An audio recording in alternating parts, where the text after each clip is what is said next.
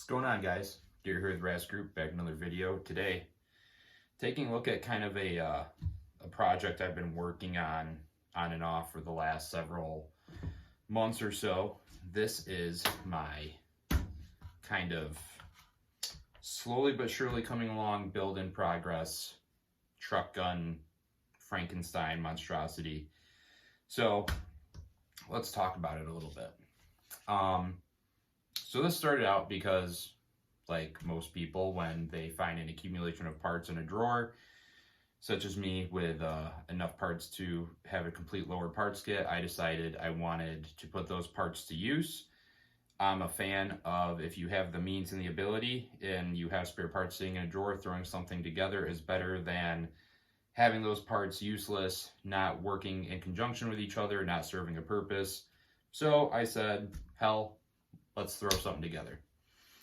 I had the A2 pistol grip in FDE. I had the stock assembly. I believe this is just an old PSA buffer tube, buffer kit, and mag pull.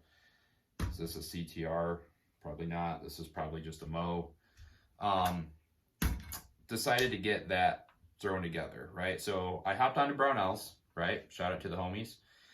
And ordered just a basic, cheap Anderson stripped lower receiver. Now, I know that's going to make a lot of people whine and bitch, like you should have at least gotten an arrow, should have done this, should have done that.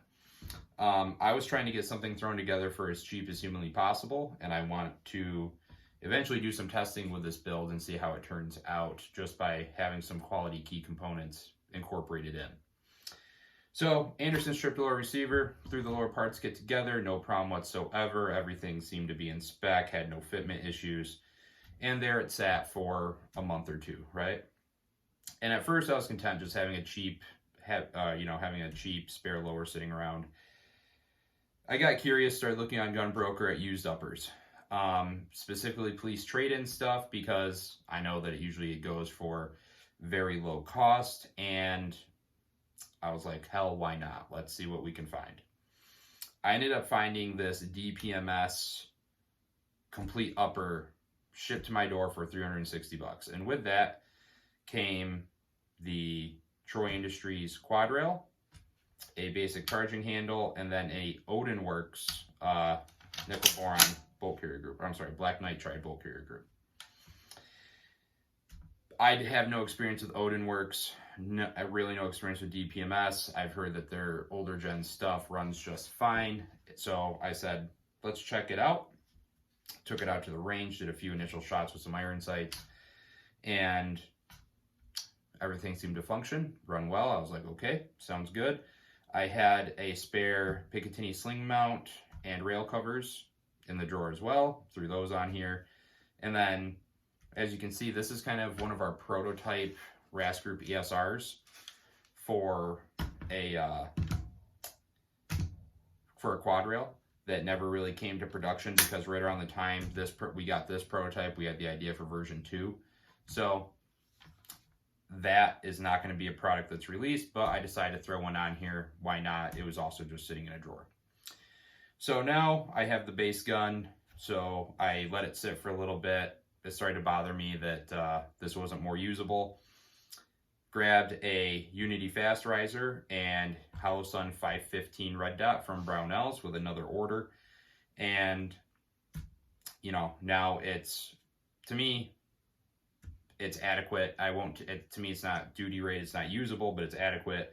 Having the optic, having that fast light acquisition, still no sling, still no light, so can't take it out of the house and put it into its role for what I intended it to be, which was kind of a beater truck gun build, right? I have a decent optic setup. I won't say it's high-end. I won't say it's nice. But the Hollow Sun 515 and 530 series is their duty-rated series. So take that with a grain of salt. So far, I've had no issues. I've left it on constant on, and no flickering, no dimming, no nothing. It's been right where I left it ever since I put it onto the mount. So it's worth noting, and this is something that I've started to appreciate, I really enjoy these Unity Fast Risers with A2 front sight posts for the sheer fact that this has a built-in rear sight, and this gives me a decent sight radius of a built-in front sight. So my backup sights are always up and essentially ready to go. without obstructing the view of my primary optic. Something that I've come to appreciate, something I've come to realize the more I run a rifle. I'm not saying that that is necessarily how you should do it. Do whatever you want. A lot of people don't really care for the quad rail A2 aesthetics.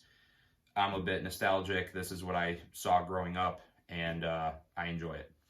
I forgot to mention this is a 14.5 upper, and it's just rocking an A2 bird cage. Nothing crazy on that. I probably will leave that as is because, like I said, this is designed to be a cheap yet functional yet reliable kind of truck gun. Once I get more of a sturdy locking setup in my vehicle, I will be probably transitioning to leaving a firearm in there more full time, being that it would be just as secure as in my home. Plus, my vehicles aren't exposed to the public. Those are kept in a garage. So this is it so far. A few things I have left to do. I do definitely need a Gap Monkey sling. I'll be picking one of those up as soon as humanly possible. Probably be placing that order tonight.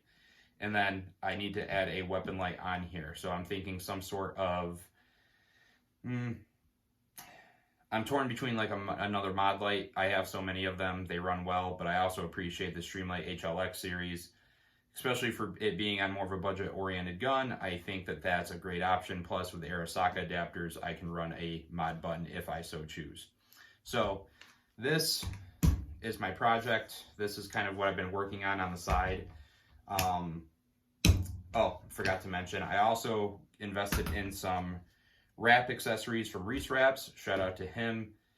Something on the buttstock, did the magwell wrap, the optic, the dust cover, the deflector, just to add some personality to it. I mean, as much as I appreciate an all-black gun, I like to have some personality to things that I'm building and creating, because I'm building it. I can make that choice. Why not just do it, right? But overall, I think that's where we're at. I'm going to be making those upgrades soon. I'm going to do then you'll get a video on that. Then you'll probably get a video on the performance testing and evaluation comparison to my main gun, and seeing if I made some smart investments. Do I need to fix some things? Do I need to change it? And you know, I'm never above saying when I made a mistake, and especially when you start playing the game of cheap as possible, you're probably going to find some things you need to fix. I'm hoping I don't, though. So that's this week's video, guys. We're also doing a blog post to kind of put some of this stuff in writing. If you care to read that, go over to rasgrouptraining.com, go to the blog section. I have a blog post and video updated every week. We have a couple courses posted for August, Pistol 1 and Pistol 2. So we have more than a month to sign up for that. Super stoked. And we're also doing one-on-one private lessons now all throughout the week, weekends, whatever your schedule dictates, we make it work. So that being said, appreciate you guys. Thanks for tuning in. You guys stay safe, stay trained, stay rad. I'll be back with the next one.